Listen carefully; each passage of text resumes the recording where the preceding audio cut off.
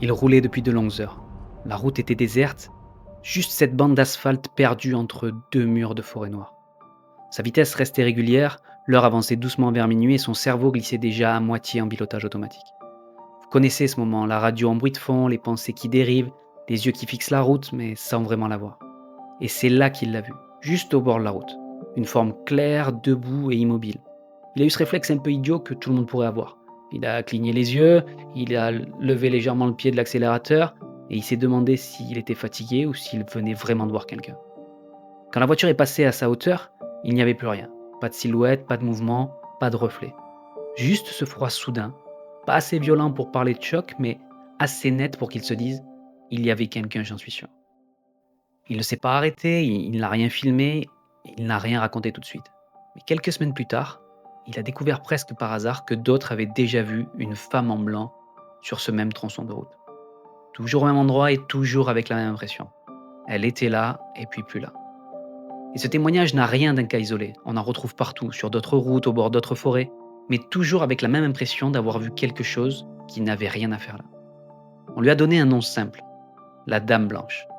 Mais derrière ces récits modernes, ces vidéos floues, ces discussions de fin de soirée, il reste une question que personne ne pose vraiment. Qui est-elle réellement et pourquoi revient-elle encore après tout ce temps? On raconte beaucoup de choses sur la Dame Blanche. Qu'elle apparaît au bord des routes, qu'elle traverse les forêts dans le brouillard, qu'elle monte parfois dans une voiture avant de disparaître en laissant un froid inexplicable sur le siège arrière. On se sert de son nom pour faire peur aux enfants, pour expliquer un accident ou pour mettre un visage sur un mauvais pressentiment lorsqu'on roule trop tard, trop seul. Mais derrière toutes ces histoires, il existe quelque chose que personne ne connaît. L'origine. Pas un lieu, pas une époque, mais le moment précis où quelque chose a laissé dans ce monde une présence qui n'est jamais repartie.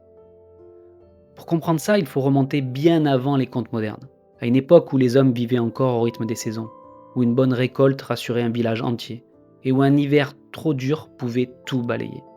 C'était une époque où la lumière semblait tenir le monde en équilibre, et où son absence suffisait à tout faire basculer. Dans un royaume isolé, coincé entre de grandes montagnes, la vie suivait un rythme simple. Le matin, on ouvrait les portes avec le jour, et le soir, on se couchait quand il n'y avait plus rien à voir. Les gens connaissaient le ciel presque mieux qu'eux-mêmes. Ils lisaient les nuages, ils sentaient la pluie venir et ils devinaient les vents avant même qu'ils ne se lèvent. Les récoltes n'étaient pas vraiment abondantes, mais elles suffisaient. Les sources donnaient de l'eau, les bêtes étaient maigres parfois, mais rarement folles ou affamées.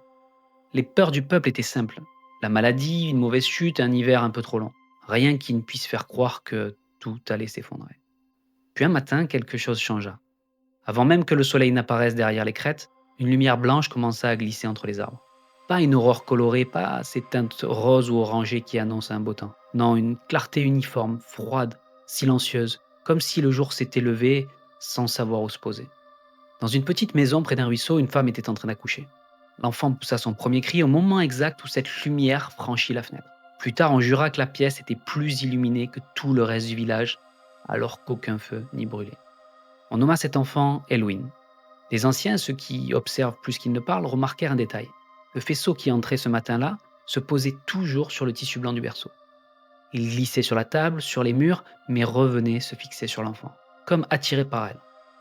Personne ne parla de miracle, personne ne proclama un signe, mais personne n'oublia cette scène. Elwin grandit parmi les autres. On la voyait courir près d'un ruisseau, jouer dans la boue, rire trop fort, tomber, se relever, comme les autres.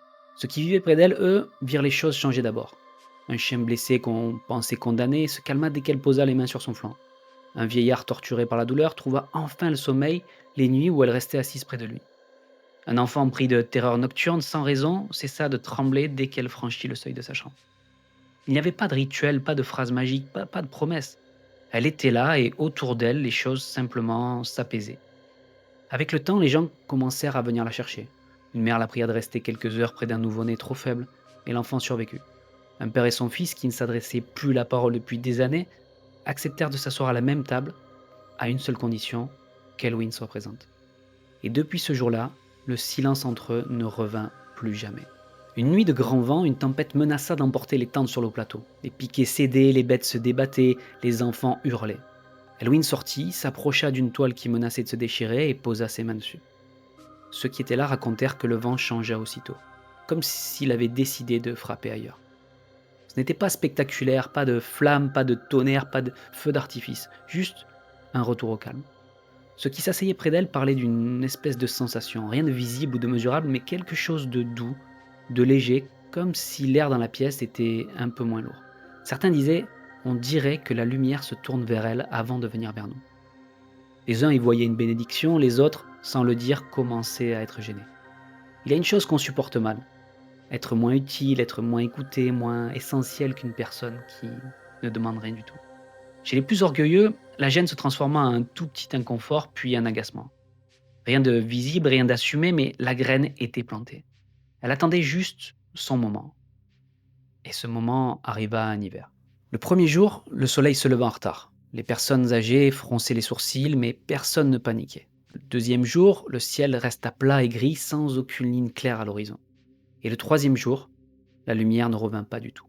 Pas de lueur cachée derrière les nuages, aucune arrivée progressive du soleil, rien du tout. Une obscurité totale, comme un couvercle posé sur le royaume. Les feux brûlaient toujours, mais ils semblaient éclairer moins loin. On avait du mal à évaluer les distances, à reconnaître les visages, même à quelques pas. Les enfants, qui ne comprenaient pas, se mirent à pleurer sans pouvoir expliquer pourquoi. Les animaux restèrent tapis dans leurs abris, les rivières paraissaient étouffées, comme si leur chant venait de très très loin. On parla alors des 3 nuits sans ciel. Au début, on chercha des raisons, un phénomène rare, un châtiment, le hasard. Et puis on attendit que ça passe. Mais au bout d'un moment, ce ne fut plus une simple curiosité ni un sujet de discussion. Ce fut une peur. Une peur sourde qui s'infiltre de partout, dans les conversations, dans les silences, dans la façon même dont on ferme une porte. Et comme toujours dans ces moments-là, quelqu'un finit par chercher une personne à mettre face au problème. Un soir, autour d'un feu, une voix demanda: depuis qu'elle est née, la lumière se pose sur elle. Et si maintenant, elle nous manquait à nous parce qu'elle la garde? Ce n'était pas un raisonnement, c'était un soulagement posé là. Cette phrase ne fut pas combattue, on ne la traita pas de folie, on la laissa juste flotter. Et c'est souvent comme ça que commencent les pires décisions collectives. Personne ne dit oui, mais personne ne dit non. Petit à petit, on se mit à répéter l'idée, pas en public, encore moins en la criant, mais en chuchotant. C'est à elle que la lumière va. Depuis qu'elle est là, tout lui revient. Les sages décidèrent de réunir tout le royaume dans la grande salle de pierre. Ceux qui y furent ce jour-là parlèrent ensuite de ce moment comme d'un rêve confus dont on se réveille avec honte.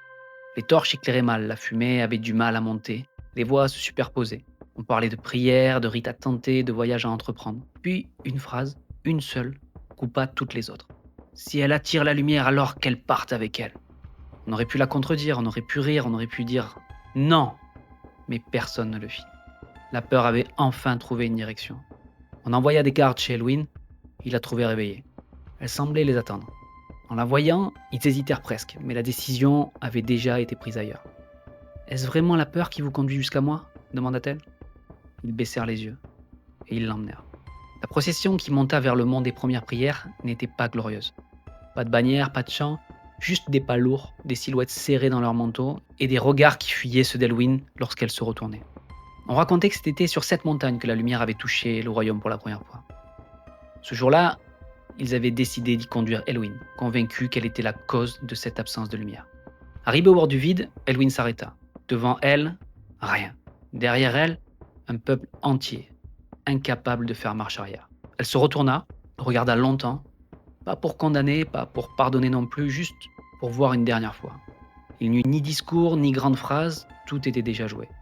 Elle posa la main sur la neige et c'est là que la lumière revint. Pas dans le ciel, pas sur le royaume, juste là derrière elle. Une blancheur compacte, presque solide se déploya. Elle n'éclairait pas le paysage, elle semblait ne s'intéresser qu'à une chose, Elwyn. La clarté ne fit pas qu'illuminer son corps, elle s'y accrocha comme si elle refusait de se détacher. On vit ses épaules, son visage, sa chevelure se dissoudre dans ce blanc, jusqu'à ce qu'il ne reste plus qu'une forme de femme faite uniquement de lumière. Ce fut ça l'image qui marqua ce qui était là. Pas la chute, pas le vide ni le sommet. Cette silhouette blanche, immobile, saturée de clarté. Elwyn dit une seule chose. N'oubliez pas ce que la peur vous fait faire. Et le vent se leva brusquement. La blancheur se replia sur elle-même, puis plus rien. Quand les gens rouvrirent les yeux, elle n'était plus là. Personne n'alla vérifier le bord du précipice, personne ne se pencha pour voir. On redescendit en silence, avec ce genre de silence dans lequel chacun sait qu'il vient de laisser faire quelque chose qu'il n'aurait jamais voulu assumer seul. Les jours suivants, le soleil finit par revenir. La lumière se posa à nouveau sur les montagnes. Mais tout le monde le sentit, quelque chose avait été retiré. Les sources coulaient encore, mais moins. Les récoltes poussaient, mais restaient fragiles. Les maladies n'augmentaient pas, mais elles ne reculaient pas non plus. On avait livré Elwyn à ce qu'on ne comprenait pas. Et le ciel, lui, n'avait rien rendu en échange. C'est à ce moment-là que les histoires commencèrent. Un homme revenant d'un lac raconta qu'il avait vu au bord de l'eau une silhouette blanche. Pas une femme normale, une forme debout, immobilisée dans une lumière pâle. Il s'en approcha, fit quelques pas, cligna des yeux et elle n'était plus là. On le traita d'épuisé, de superstitieux, on écarta son récit d'un revers de main. Puis un enfant dit qu'en allant chercher de l'eau au ruisseau, il avait vu une femme blanche à l'endroit même où Elwyn jouait, quand elle était petite. Elle ne bougeait pas, elle ne parlait pas, elle semblait juste être là.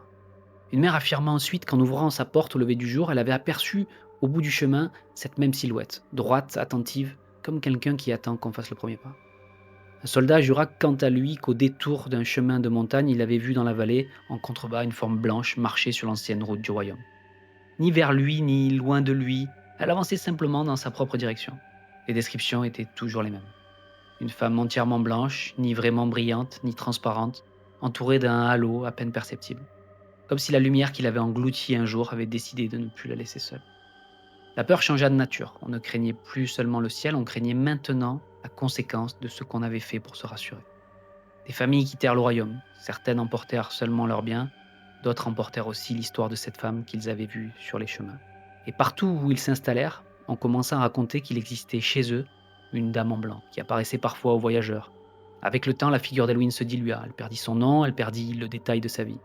Elle resta juste une forme, une habitude, un réflexe de peur, une femme blanche au bord des routes qui signifie peut-être quelque chose. Chacun lui donna sa ponction. Dans certains endroits, on dit qu'elle annonce la mort, dans d'autres, qu'elle prévient d'un danger. Ailleurs, qu'elle cherche à être prise en stop pour rejouer encore et encore la dernière marche vers la montagne. Mais tout ça, ce sont les couches qu'on a ajoutées. Le cœur de l'histoire, lui, n'a pas bougé. La Dame Blanche n'est pas née d'un accident de voiture, ni d'un drame romantique. Elle ne vient pas d'un château précis ou d'un mariage brisé à la dernière minute. Elle vient d'un peuple qui a préféré sacrifier la personne la plus lumineuse plutôt que de regarder sa propre peur en face. Sa blancheur n'est pas une robe ni un symbole fabriqué. C'est la lumière qui s'est portée sur elle depuis sa naissance et qui, ce jour-là, a refusé de la quitter. Alors quand aujourd'hui quelqu'un jure avoir vu au bord d'une route isolée, dans un virage, dans un tunnel, ou près d'une forêt, une silhouette blanche immobile dans la brume, ce n'est pas forcément un présage de mort, ce n'est pas forcément un appel au secours, ce n'est pas forcément une menace. Peut-être que ce qu'il voit, c'est ce qui reste d'une lumière qu'on aurait dû protéger et que personne n'a défendu. On dit qu'elle marche encore, pas pour hanter, pas pour punir, juste parce que certaines présences refusent de disparaître tant que le monde n'a pas compris ce qu'il a laissé tomber un jour du haut de sa propre peur. Tant que cette mémoire-là restera quelque part, tant que les hommes auront besoin de se rappeler ce qu'ils sont capables de sacrifier quand ils paniquent, elle continuera d'avancer, lentement, sans bruit, sans jamais se retourner. Parce que certaines histoires ne s'effacent pas. Elles attendent simplement qu'on les comprenne enfin.